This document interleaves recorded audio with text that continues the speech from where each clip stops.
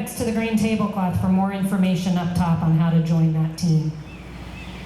And now, I'd like to introduce someone who advocates for veterans across this county, Camden County Commissioner and Gold Star Mother Melinda Kane. She's an advocate for veterans and families, a teacher, and a small business owner, and she returned to public service with gratitude for a community that rallied for her and her family in a time of tragedy when her son, Marine Lance Corporal Jeremy Kane, was killed in Afghanistan. And we're grateful for her voice on our county commission. Thank you for joining us tonight, Melinda.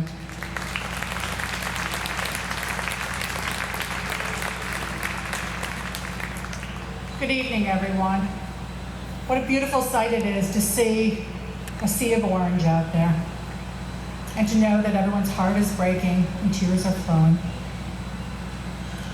Today marks the 8th annual National Gun Violence Awareness Day, and unfortunately, after these past 2 horrific weeks, gun violence awareness is a part of our lives every day and everywhere. This epidemic of gun violence has become so ingrained into the lives of everyday Americans, we are now forced to worry about it following us into places we frequent during our day-to-day routines: grocery stores, medical offices, churches, synagogues, movie theaters, cemeteries, and schools. Among the most shocking and horrific of these recent events was the mass shooting at the elementary school in Texas, where we know 19 children and 2 teachers were brutally gunned down by a young man who had purchased these high-powered guns legally. Those children and their teachers went to school thinking that their day would be filled with fun activities for the end of the year, but instead, they were met with unspeakable terror that could have been and should have been prevented by our country's leaders. This is not our first mass shooting at a school, and we know, sadly, this will not be the last. This week, the Uvalde School District Chief of Police told a reporter that he's not going to release any further information while the funerals are taking place. He said, "We're going to be respectful of the families. We're going to do it eventually.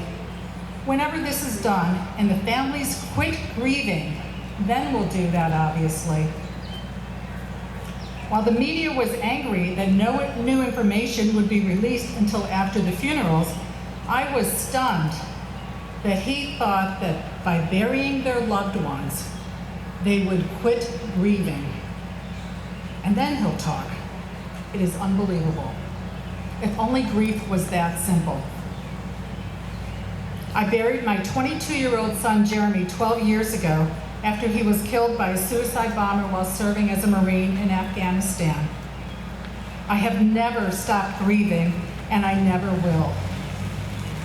Anyone here tonight will tell you that when they have buried someone they love, particularly when it is sudden and violent death, the grief is not ending when they are buried. It is only beginning. My son did not return home from war, but for the fortunate families whose husbands, sons, and brothers have returned, they hug their loved ones with a sigh of relief that they are out of harm's way. But for many, the battle is just beginning.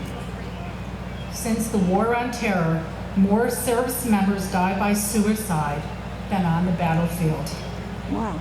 Whether it be from what was asked of them or what they saw while serving our country, they suffer. Sometimes for weeks, months, years, or decades.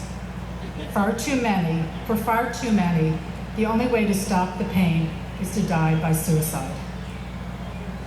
The leading and most lethal cause of death are guns, and the majority of those suicides take place within the family home.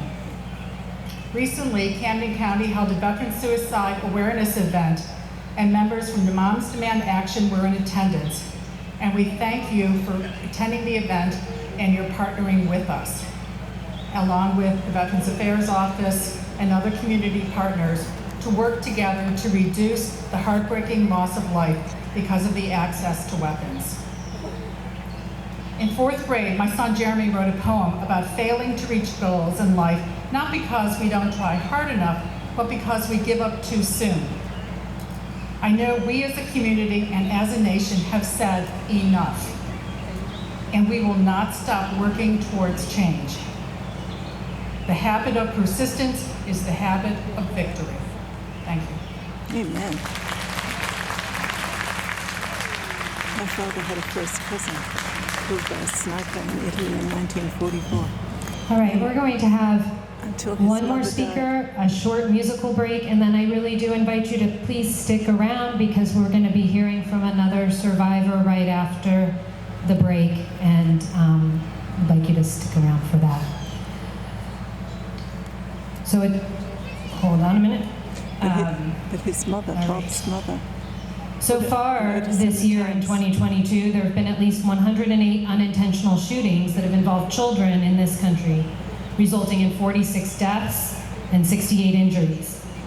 We know that the majority of firearms involved in student shootings on school grounds come from student homes or the homes of their family members or friends. These incidents aren't accidents. They are what happens when guns are left unsecured and accessible to children in the homes. Our Be Smart public education campaign is one of the most impactful ways we use our mighty grassroots power. It is a simple 5-letter acronym that defines what safe storage is and how you can keep children from accessing guns in your home. It also offers helpful tips on how to raise this concern with parents or children your kids might play with or babysit. We are seeing this information shared more than ever before through play groups and churches and community centers, pediatricians' offices, police departments, and yes, through schools. PTAs are a great place to make presentations, and school boards are starting to pass resolutions to share this information with all parents. One of the nation's largest school districts, Los Angeles School District, have sent Be Smart information home with every single student in their schools. We need presenters and we need places to present. If you're interested in getting involved in this effort, please visit the green Be Smart table. Visit Jim up there. He's waving his sign up top for more information. I thought this was an appropriate way to introduce the next speaker, New Jersey District 6 very own Assemblywoman Pamela Lampin. Oh, yeah. She's chair of the Assembly's Education Committee and vice chair of the Health Committee, an appropriate intersection for our conversation tonight. She is a long-time advocate for gun violence prevention. She really is. Yeah.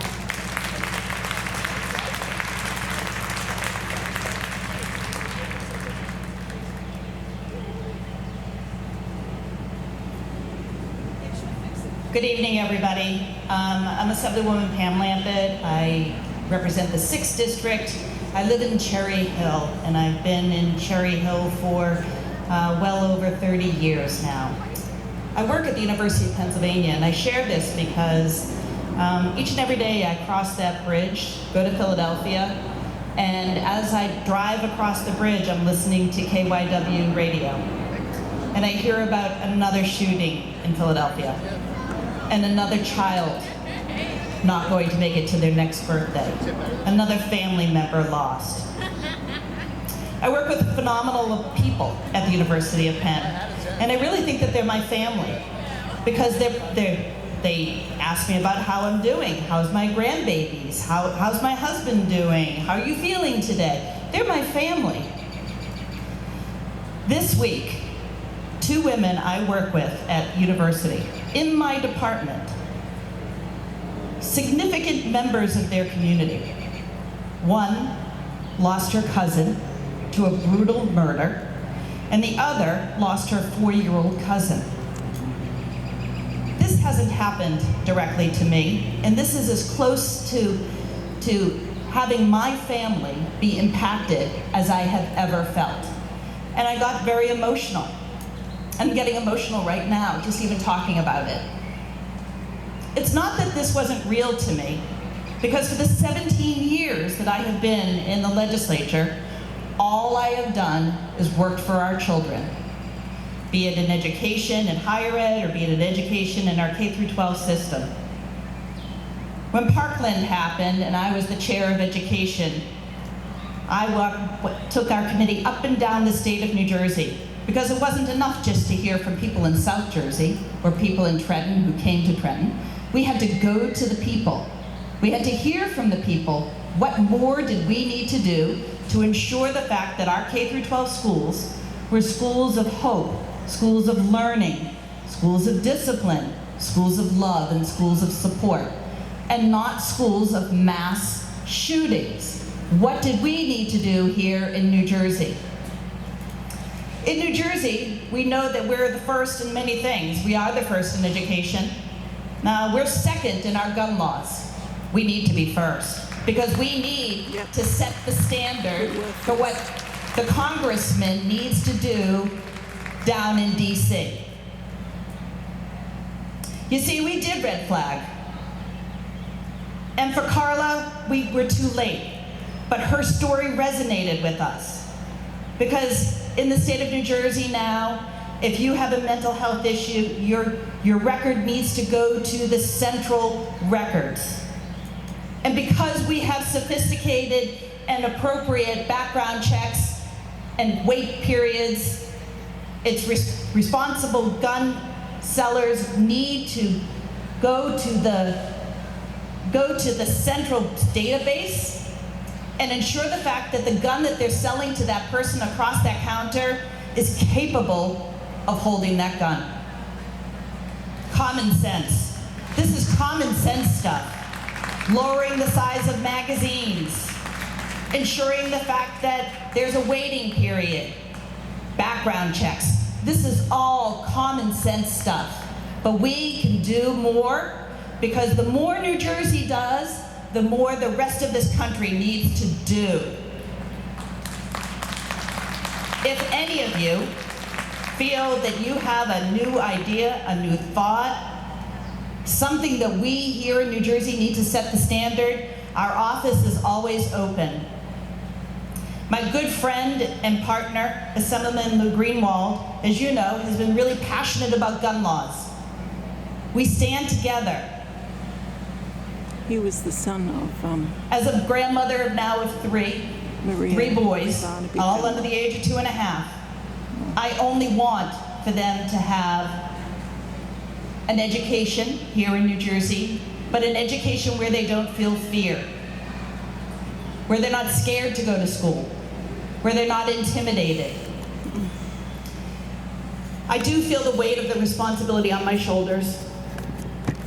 And seeing the faces here tonight really keeps on reminding me of why I do what I do.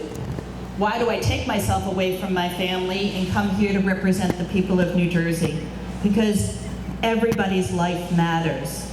Your life matters, your life matters, and your lives matter. So thank you for supporting Moms Demand Action. And what maybe you don't know about Moms Demand Action is that if there's anything that can tie to common sense gun laws, be it mental health, be it reflective about the gun specifically, they are there in Trenton. They're in the halls, they're in the balcony, they're talking to legislators, they are being your voices in Trenton, and you need to continue to support them. The next time you come out, I challenge each and every one of you to bring 10 more people with you. It's not enough. These seats need to be filled. Bring 10 more people with you. I know you have friends and family that want to sit beside you. Thank you all for coming tonight. Again, we're going to take a quick break, but please, please, please, I beg you, we have more voices that need to be heard. Another survivor and our students.